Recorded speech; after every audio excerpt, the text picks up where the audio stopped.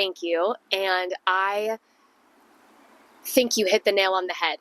Through the Self is my first look as an artist at really looking at myself in the mirror, trying to deconstruct who I've been, and really allowing myself to be like, who am I? What do I want in this life?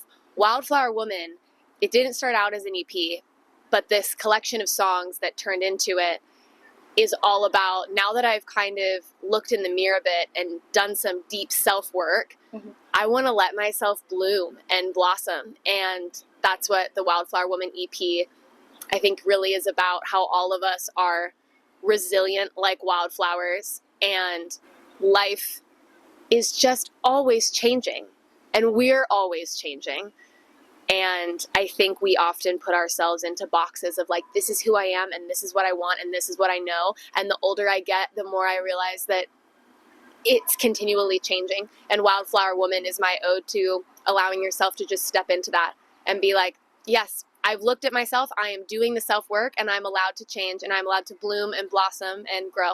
I mean, I write it for myself. Yeah. In the hopes that it will also speak to others in the way that I need to hear it. But I think most artists feel this way, but my songs are just my diary, helping myself out. Interesting you say that. That's what I wrote it for. I wrote it in mind that it would be in a film or a film trailer. Oh my God. I released it only because it's going to be in an episode of The Kardashians. They picked it up and they wanted it. So I wanted to release it and put it out there into the world, so anyone watching the show, if anyone's like, oh, what song is this? Yeah. It would pull up me and my music. But I did write it with the intention of it being in a film. My brain goes into kind of two different modes when I'm writing. It's either very focused on my 70s inspiration, Tegan and Sarah, 90s adjacent to 70s, like a lot of rock, a lot of guitars, a lot of like strong female vocals. And my brain is either in that department when I'm writing, or my brain is in the department of big film emotions, hero's journey, which also is like, it so lines up with my other like part of my brain of writing. But the inspiration behind this was Viv, my friend that I made this song with. He had this just like gorgeous piano score, and the words poured out of me very quickly, that it felt to me like it needed to be that big film. I just keep saying big, but that's how it felt writing it, and I think that's how it sounds listening to it. My whole like background since I was a kid is acting, so like cinema and music to me are like linked like this, and it's always been a goal of mine to have my music in TV shows and films. I don't think there's anything more powerful than watching an actor emote while the right song is like adding that magic to the scene. Oh, definitely. Just for everyone watching, I've been releasing a song every 6 weeks since last year. I have not missed a window, and that has been one of the hardest undertakings, not making the music. I have music sitting on my computer, but what it takes as an independent artist to get each song out at the level that I want it to sound, with visuals, with single art that's inspiring. Like I want it to be the full package with the yoga flows that I do. So I don't necessarily have a next EP or album in mind, but I didn't for Wildflower Woman anyways. I'm not necessarily releasing thinking that it will or won't be an EP next, but I'm just going to continually be releasing music. And Band-Aid was made in London, and I think that that's part of why it has a darker tone to it. I also have a lot of other songs that complement that, but I just don't think I'm going to put them out this year. They feel like next year songs. There is no shortage of music coming from me, and whether it's in single format or if it is an EP and an album, I already know what the next one's called, and I know what the theme of it is. Yes, so I got to perform at my first festival, which has been a huge bucket list goal of mine. I'm a festival girly through and through. If you've been at Coachella and you've seen some like fairy floating through the grass, dirt, it's me. And so to play my own set and to be able to have my girl band up there just rocking. It was right by the water. It was so beautiful. I can't wait to play more festivals. I'm hoping this is the first of many. And I was just there for the day that I played. So I didn't get to meet any of my favorite artists, but I did get to see Dominic Fike's set, which I've seen him before, and like he crushes it. And Carly Rae Jepsen, her set was top tier. Milky Chance, their set was wonderful. And then it just felt pretty iconic to see Weezer. I've never seen them live before, so didn't get to meet anybody, but I am such a music fan at heart that just being in the audience is like, that's enough for me. I'll meet other artists organically as I'm meant to in life.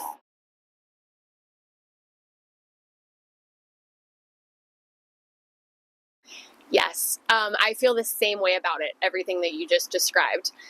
To have dancers moving around me while I'm singing was an opportunity I haven't got to have before. And since a lot of my music, to me anyways, is like indie rock music, I don't really picture dancers on stage. I'm not a pop star. I'm like a rock girl.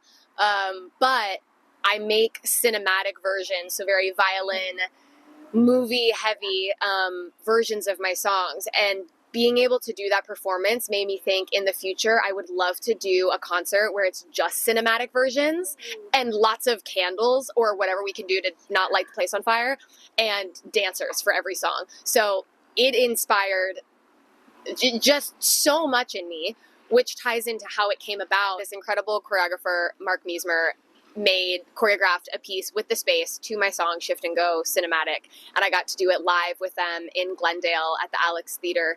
And like I said, just having the dancers beside me emoting was, I kept joking with them, and we had one rehearsal, and I kept saying, like, I can't look at any of y'all or I will just be weeping. I mean, Shift and Go is the first song I've ever released, and the cinematic version, because of all of the violins, all the strings part played by Ali Stamler, who's in my band and one of my best friends, she writes all the violin parts for the cinematic pieces, and she was on stage with me and the dancers were on stage, and I'm like, I can't be looking around at y'all. I'm going to be crying. It was so powerful, and I'm glad that Ryan Fleming, who's an incredible videographer and photographer, he filmed it, and so it's up on my YouTube channel if you were able to be there in person.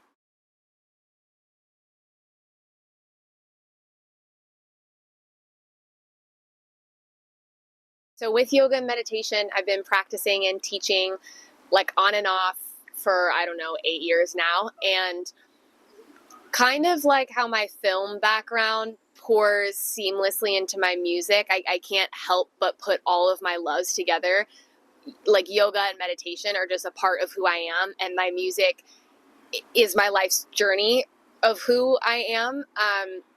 And so there was not necessarily a moment where I was like, I should really tie yoga in and like ask people to meditate. It's always kind of been intertwined for me. And as far as at the show goes, I really believe in the power of just like pausing for a moment, closing your eyes, and taking a breath and like recentering yourself. I really do think that we're just little spirit beings in human bodies having this very big life experience, and it's so easy to not be present in it and be caught up in everything in your life that is not where you actually are. Like right now, I'm here with you doing this interview in the grass, and like that's so exciting to me that this is the moment we're sharing, and I want to have that at every single concert. I want to be able to look at everyone in the crowd and like scan and be like, we're here together right now. So especially as an opener, most people don't know my music when I roll up, but I'm like, whether you know me or not, we're here sharing this moment together, and I just want people to feel the most like love and joy that I can. Like that's my mission on stage. And so taking that moment to just pause, I think grounds everyone, brings us together. And something I did at my EP release show and at Wonderfront was have everyone visualize themselves laughing, happy, healthy, and in the sun, which ties into my song Enjoy the Sun. But I just think that power of visualizing yourself in like connecting to the present, first step. Second step, visualizing your future as something you actually want it to be, even if it feels so unattainable. I just think it's powerful, and I've seen it in my own life. I could go on about it forever. I think that people can take like manifestation or whatever and be like, do this to receive this. I don't think it's like about that. I think it's about like just the connection when you're with yourself, that you actually believe like brighter days are ahead of you, that like you believe that. And as far as opening for 5 Seconds of Summer goes, the crowd was amazing, and that's why I would love to go on full tour with them. It was my second and third shows ever of my entire life. I think there's like 5,000 people there a night, and everyone was so welcoming. And performing on that stage with my girl band was like electric, and I hope I get to do it for the rest of my life. But I had several people DM me after those shows that like they were in that moment like experiencing high levels of anxiety because the show is chaotic. A lot of people camped out. As a fan, you're waiting all day, you're hot, you're tired, and then you're smushed together like sardines, and it can be a very like anxiety inducing situation. So I think whether someone is enjoying it from the benefit of actually being able to like not launch into a panic moment, or they're just floating and picturing themselves in the sun, I think that it can reach everyone in whatever way someone wants to receive it. That's the other thing. And what feels so fun about making music is like, I don't need anyone to like my music or to agree with what I'm doing. I know what I'm doing, and I know that my people are out there. I just got to find them.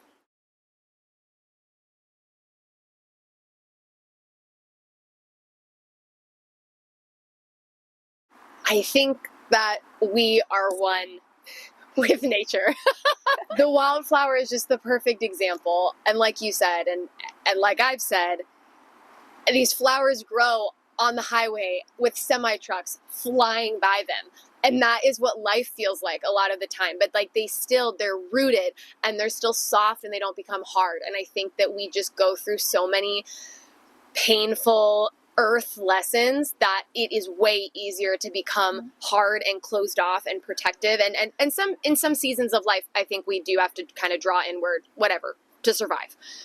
But outside of survival mode, that we're just wildflowers. And if we can somehow navigate all the pain and still remain like soft and open and interested in other people and interested in genuine kindness with other people, I kind of think that's it. Like that feels like it for me. Like that's what we're doing here on earth. We're just learning our little lessons and trying not to be hardened by them, and in turn being like expanded by them. And like when we die, which we all will, hopefully, at least I'll just speak for myself, I'll just have so much expansion through all of the pain that I went through, and I'll be able to look back at my life and be like, yeah, I did that.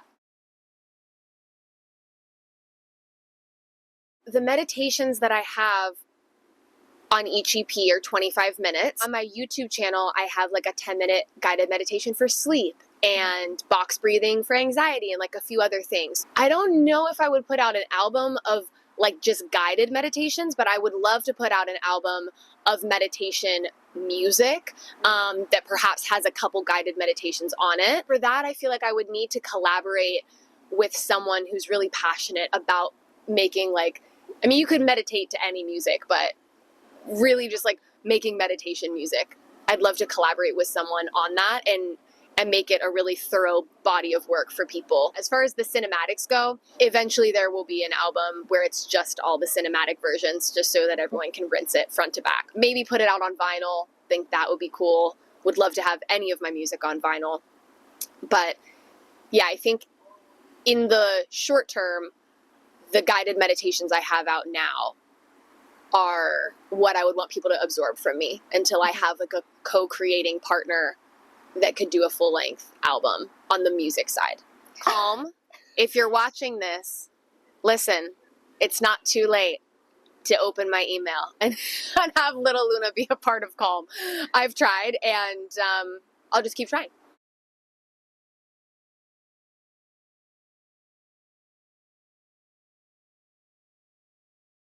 So for Fool, I usually do direct my music videos, but for Fool, Penny Wild directed it, and she directed it because she heard the demo when we were sitting at a coffee shop like a year prior to the song coming out, and she said, if you ever make a music video to this song, I have to direct it.